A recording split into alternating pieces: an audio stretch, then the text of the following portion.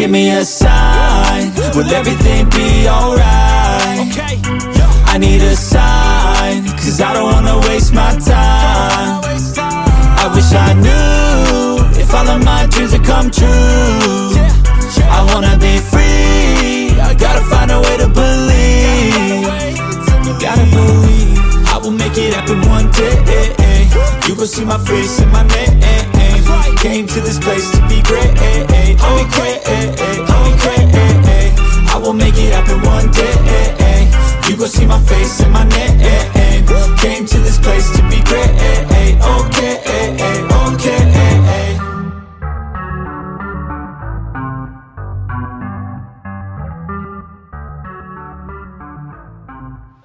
Right, so last week's episode seemed to go down really well, so this week we're going to do another deep dive into another week of Ironman training. It should also be quite an interesting contrast, because this week we've just done a lighter recovery week, whereas last week we were doing a much sort of heavier, more intense week of training. So I think it'd be interesting to have a look at what the differences are between those kind of weeks. We're going to run you through why we take weeks like that, what we do when we are taking a lighter recovery week, some of the highs and lows of the sessions, have a look at some of the data.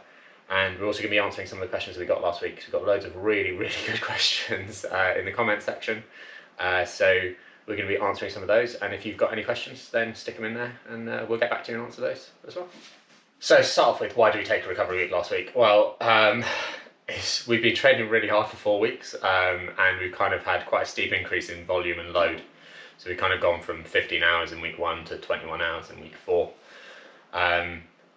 That was sort of manageable, but I was starting to feel a bit of compound fatigue from that, so I was starting to get a bit tired. And that is quite a steep increase. I mean, it doesn't sound like much, but you have added over 30% of volume and load over those 4 weeks. We'd also kept a lot of really good quality intense sessions in there as well, so that's not just empty volume that we'd added.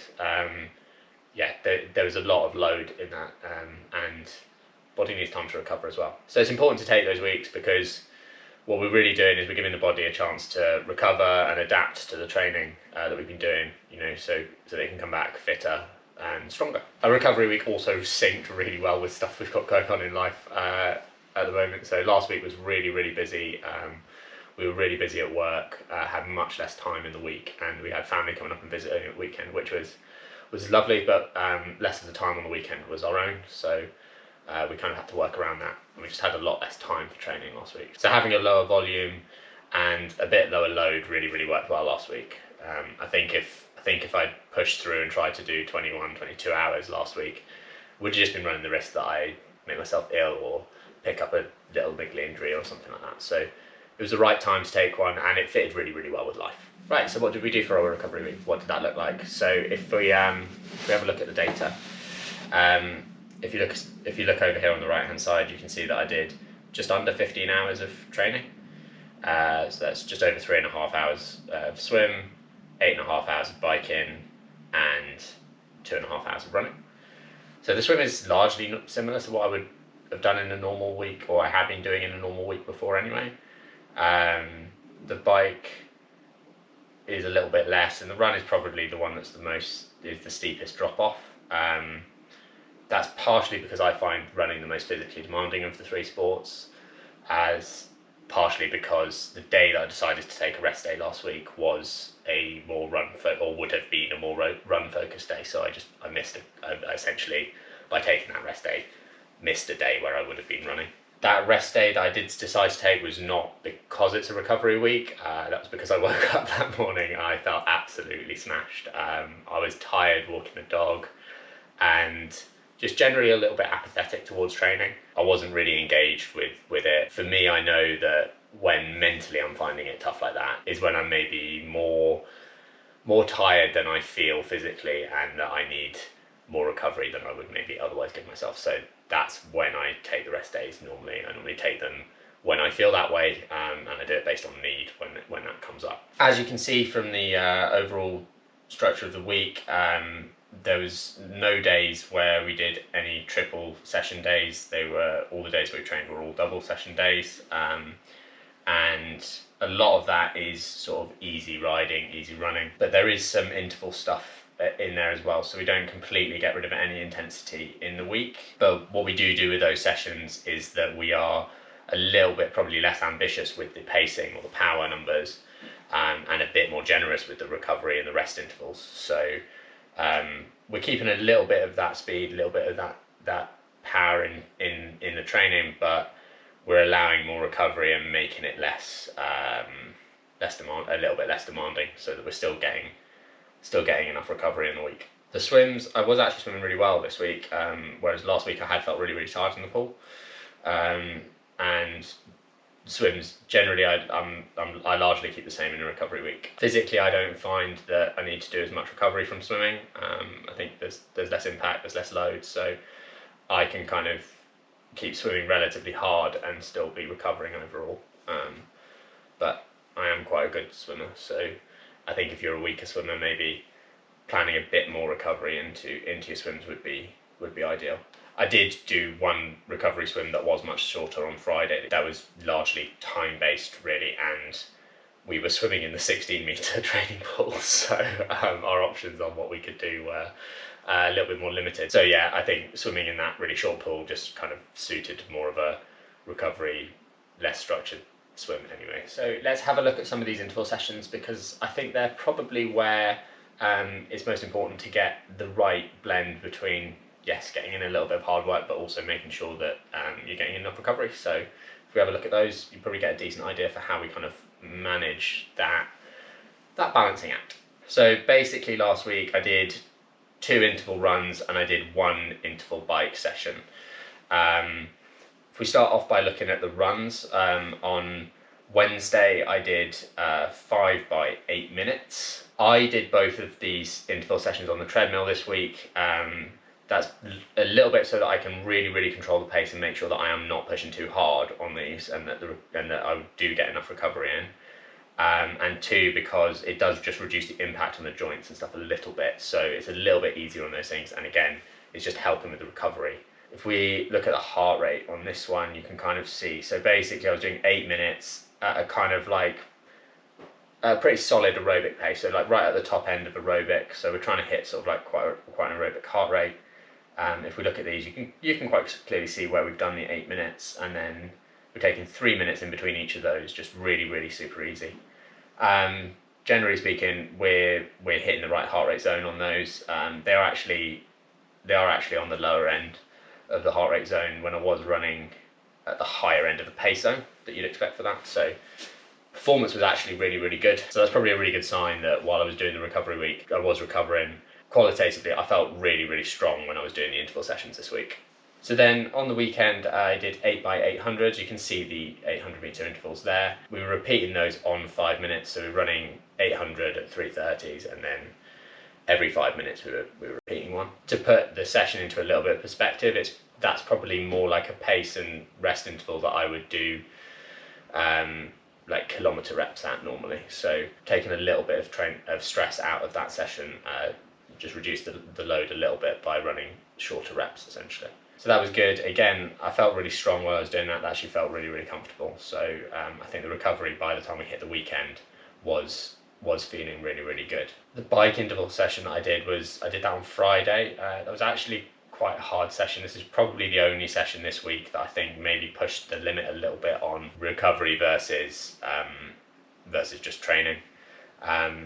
This was a little bit of a range finder for me. So on this, you can kind of see in here what I was trying to do was cycle at quite high power on this purple line here, but at a low cadence on this yellow line. So what we're doing with that is really working strength on the bike and in the pedal stroke. That's something that I've kind of felt like over the previous 2 or 3 weeks that I might need to work on. So if we highlight one and have a scroll down, you can see that we're going at quite a high power, right around threshold for me, and really low cadence. So we're under 60, we're averaging 55, but you can see the minimum maximums there are 52 and 57, so we're keeping it really low all the time. That really just promotes the strength in the pedal stroke, and while it's a little bit more aerobically efficient, the heart rate doesn't go up as high.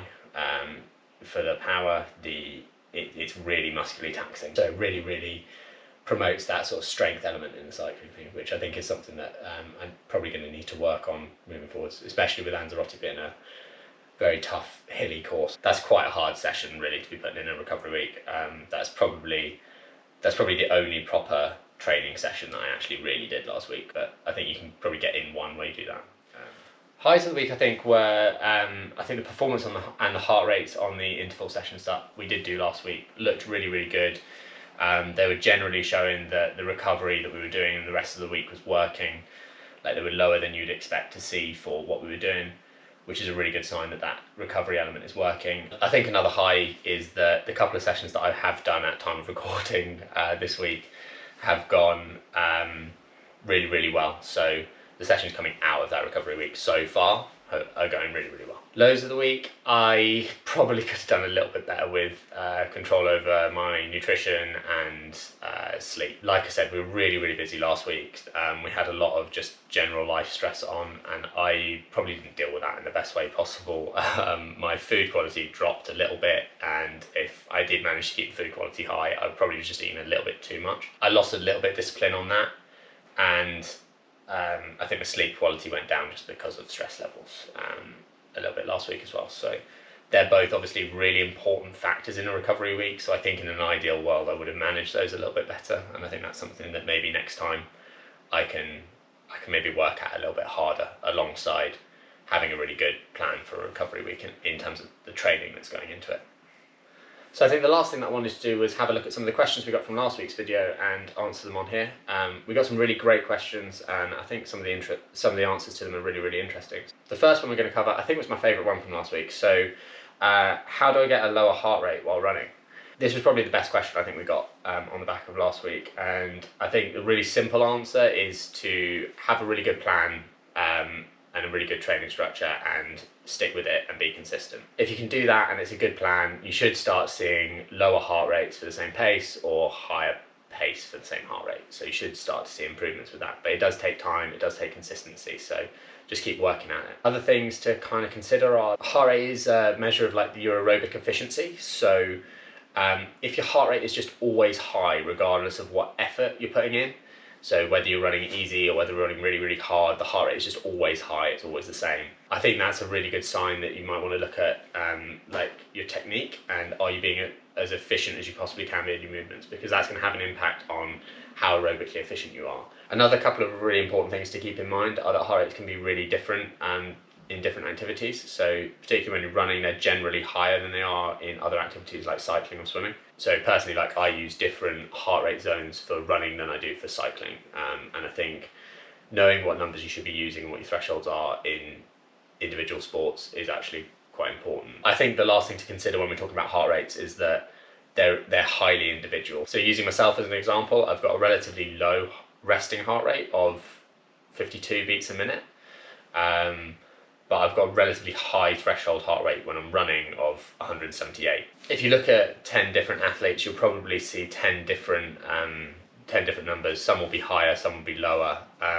In my experience, that doesn't necessarily mean one is better than the other. They are just what they are.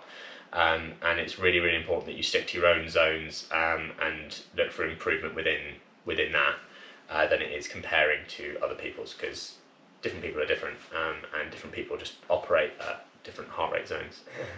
So question number 2 was, what is your FTP on the bike? So currently my FTP is set at 375.